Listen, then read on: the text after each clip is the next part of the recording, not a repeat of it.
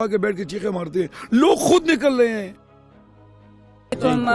جو ہمارا مطالبہ تھا کہ علیمہ خانم صاحبہ جو ہیں ان کو انہوں نے جو مطالبہ کیا تھا کہ ذاتی معالج، فیملی ممبر اور وکیل ان کو ضرور شامل کیا جائے عمران خان صاحب کی کسی بھی میڈیکل ٹریٹمنٹ یا چیک اپ کے اندر، لیکن آج پھر اڈیالہ جیل کے اندر جو ٹیم گئی ہے اس میں سے ان میں سے کوئی بھی موجود نہیں تھا، اور کل رپورٹ پیش ہو جائے گی، اس پر کوئی یقین کرے گا یا نہیں کرے گا؟ آپ یقین کریں گے؟ نہیں ہم نہیں کرتے، ہمیں کیا ضرورت ہے ہم کریں، ہمیں پتہ نہیں ہے ان لوگوں کا۔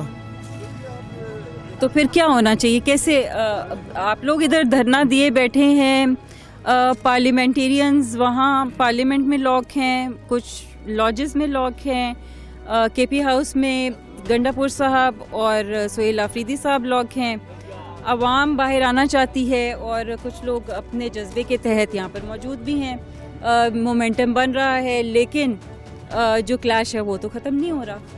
نہیں تو یہ مومنٹم جو ہے یہ اصل میں آج صحیح بنا ہے، مطلب پہلے دن کا ویک تھا، پھر دوسرے دن ڈبل ہوا، پھر تیسرے دن جو آج کا دن تھا، آج کا دن بہت اچھا تھا، مومنٹم الحمدللہ بہت اچھا بن گیا ہے۔ مگر اب دیکھنا پڑے گا ان کو کہ یہ کہاں، یہ اب کیا کہتے ہیں۔ ہمارا تو مطالبہ وہی ہے کہ خان صاحب کا جو ہے رہا کیا جائے، ہم تو رہائی چاہتے ہیں، ہم تو میڈیکل چیک اپ تو وہ پھر اپنی مرضی سے ان کی فیملی، وہ تو ان کا حق ہے، وہ تو ان کا حق ہے جو کہ وہ ان کو فوری دیا جائے، اور رہائی بھی ان کا حق ہے، وہ بھی فوراً دی جائے، کیونکہ اب اس سے آگے یہ لوگ انتظار کرنے والے نہیں ہیں۔ انہوں نے بہت انتظار کر لیا ہے، 3 سال ہو گئے ہیں یہ ٹرک کی بتی کے پیچھے لگایا ہوا ہے، تو کب تک لگے رہیں گے؟ شکریہ۔ آپ یہاں پہ سردی میں کمبل اوڑے کھڑے ہیں، سننے میں آیا ہے کہ اور زیادہ لوگ آ رہے ہیں یہاں پر تو سوابی کے مقام پر، تو آپ کیا کہیں گے، کیوں یہاں پر سردی میں کھڑے ہیں اس طریقے سے آپ؟ بسم اللہ الرحمن الرحیم، ایاک نعبد و ایاک نستعین۔ ہم تو یہ جو کمبل آپ نے خود دیکھ رہے ہیں، آپ نے پوچھ بھی لیا، یہ تو سردی ہے اور یہ سردی کا موسم ہے۔ ہم اس لیے ادھر کھڑے ہیں کہ ہمارا ایک جگر کا ٹکڑا، ہمارا مطلب یہ ہے کہ ایک خاص محبوب، وہ ایک جیل میں سلاسل 925 دن سے بند ہیں، تو وہ ہر قسم کے تکلیفیں برداشت کر رہے ہیں، ہمارے لیے وہ تکلیفیں برداشت کر رہے ہیں اور ہم آرام سے بیٹھے ہیں۔ اس سے پہلے ہم نے ہر قسم کے تکلیفیں اس صوبے میں دیکھی ہیں۔ جب خان صاحب آئے تو اس پختونخوا میں لوگ امن کی زندگی گزار رہے ہیں، اور اس کے مرکزی حکومت میں پختونخوا کے لوگ پورے پاکستان میں امن کی زندگی اور خوشحال زندگی گزار رہے تھے۔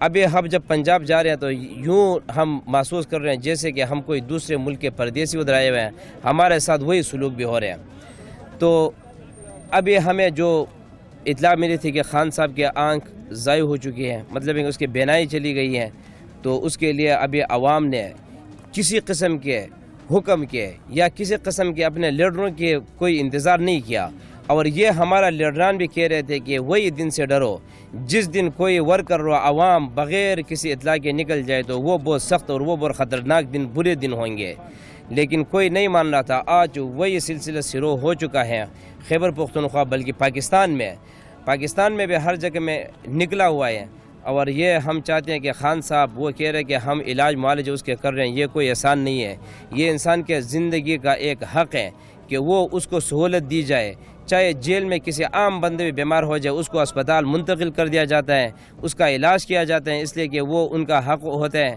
تو ہم یہ چاہتے ہیں کہ یہ تو اس کا زندگی کا ایک حق ہے، اس کو صحت دی جائے، اس کے صحت پہ مطلب نظر ثانی کی جائے، لیکن وہ بھی انہوں نے نہیں کیا ہے، تو اس ظلم کو آگے برداشت کر عوام نہیں کر سکتے ہیں۔ 1000 لوگ بھی نہیں تھے پارلیمنٹ ہاؤس جانے کے لیے، مٹھی بھر لوگ تھے، مٹھی بھر لوگوں کے اندر میں بھی موجود تھی، اور میں قریب بیٹھی دیکھ رہی تھی۔ خان صاحب پہ جو ہم ڈاکیومنٹری بنا رہے ہیں اس میں سارے یہ ریالٹی بتائیں گے کہ کیسے بائیفرکیشن یا فرقے یا گروپس بنے ہوئے ہیں پارٹی کے اندر اور پارٹی سے باہر بھی۔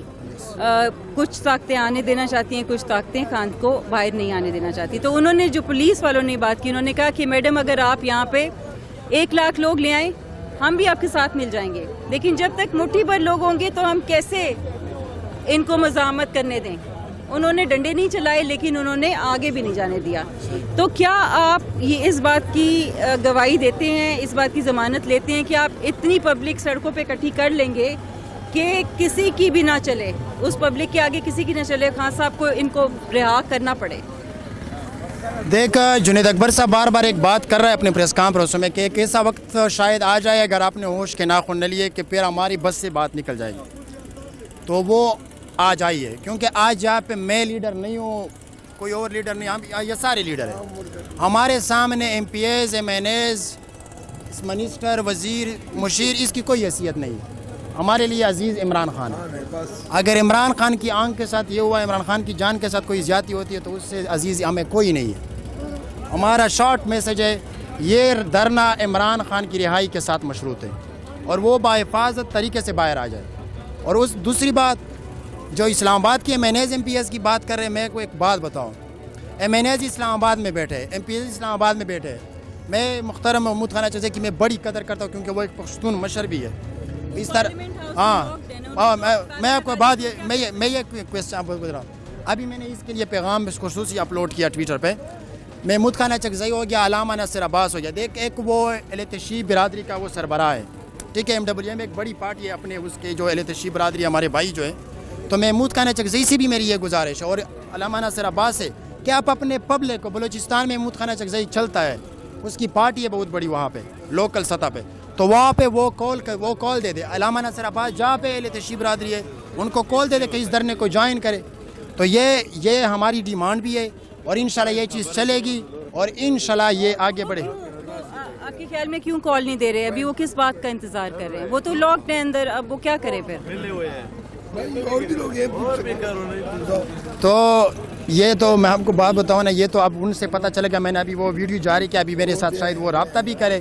تو انشاءاللہ العزیز میرا محمود خانہ چکزئی پہ بھی بھروسہ ہے, میرا علامہ ناصر عباس پہ بھی بھروسہ ہے, میرے اپنی قیادت کے کچھ ایسے لوگ ہیں جن کو لوگ غدار سمجھتے ہیں, لیکن میرا ان پہ بھی بھروسہ ہے.